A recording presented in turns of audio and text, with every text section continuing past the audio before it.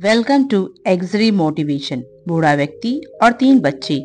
कहानी रहस्यमयी है। एक बार की बात है, एक छोटे से गांव में तीन प्यारे बच्चे राहुल, प्रिया और रिया और एक बुजुर्ग व्यक्ति दादाजी साथ रहते थे। दादाजी गांव के सबसे बुजुर्ग और सबसे समझदार व्यक्ति थे।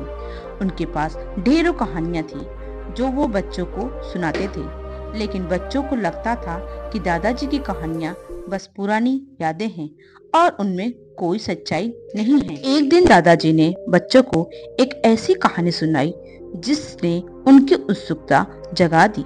दादाजी ने बताया कि गांव के पास एक गुप्त जंगल है जिसमें केवल बहादुर लोग ही जा पाते हैं। बच्चों की इस कहानी पर यकीन नहीं हुआ, लेकिन उन्हें लगा कि इस रहस्य को सुलझाना मजेदार होगा। अगली सुबह बच्चे और दादाजी ने मिलकर जंगल में जाने का फैसला किया। दादाजी ने अपनी पुरानी लकड़ी की छड़ी उठाई और बच्चों ने अपने अपने बैग में कुछ खाना और पानी भर लिया। जंगल घना और डरावना था, लेकिन दादाजी का हौसला और अनुभव बच्चों को हिम्मत दे रहा था।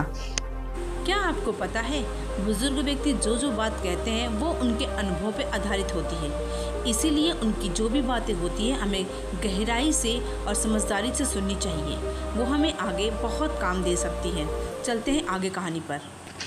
रास्ते में उन्हें कई मुश्किलों का सामना करना पड़ा। पहले उन्हें एक टूटे हुए पुल को पार करना था जहां नीचे एक गहरी खाई थी।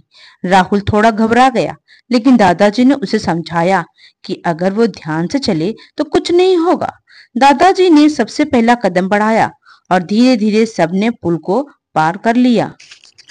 फिर आगे बढ़ते हुए उन्होंने एक रहस्यमय झरने को देखा जिसके पास एक प्राचीन नक्शा पड़ा हुआ था।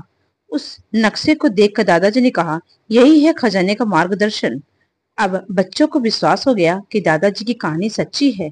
नक्शे के अनुसार उन्हें कई और मुश्किलों रास्तों से गुजरना था, कहीं कांटेदार झाड़ियां तो कहीं तेज बहाव वाली नदी। आखिरकार वे उस गुफा तक पहुंचे जिसका जिक्र दादाजी ने किया था। गुफा के दरवाजे पर एक पहेली लिखी थी। प्रिया ने पहेली को हल किया और दरवाजा धीरे धीरे खुलने लगा। अंदर घुसते ही उन्हें चमचमाता खजाना दिखा, लेकिन दादाजी ने उन्हें याद दिलाया, सबसे बड़ा खजाना वो नहीं जो सोने का है, बल्कि वो है जो हमने इस यात्रा में सीखा है। बच्चों ने महसूस किया कि ये साहसिक यात्रा केवल खजाना पाने के लिए नहीं थी, बल्कि एक दूसरे पर विश्वास, धैर्य और हिम्मत की कहानी थी। उन्होंने गुफा से कुछ सोने की चूड़ियां ली, लेकिन असली खजाना उनके दिल में था, जीवन के अनुभव और दादाजी के साथ बिताए पलों का। इस तरह बच्चों और दादाजी ने मिलकर एक अद्भुत साहसिक यात्रा पूरी की और वो सब एक दूसरे के साथ और भी गहरे दोस्त बन गए। लेकिन आजकल के जमाने में अब ना बच्चों के पास समय रह गया है और ना दादाजी के पास कहानियां। देखते हैं अब ये कलयुग और क्या क्या दिखाएगा। इसी के साथ कहानी को करते हैं पूर्ण विराम। मिलते हैं अगली कहानी में। तब तक के लिए स्वस्थ रहें, अपना ध्यान दें और मन लगाकर पढ़ाई करें।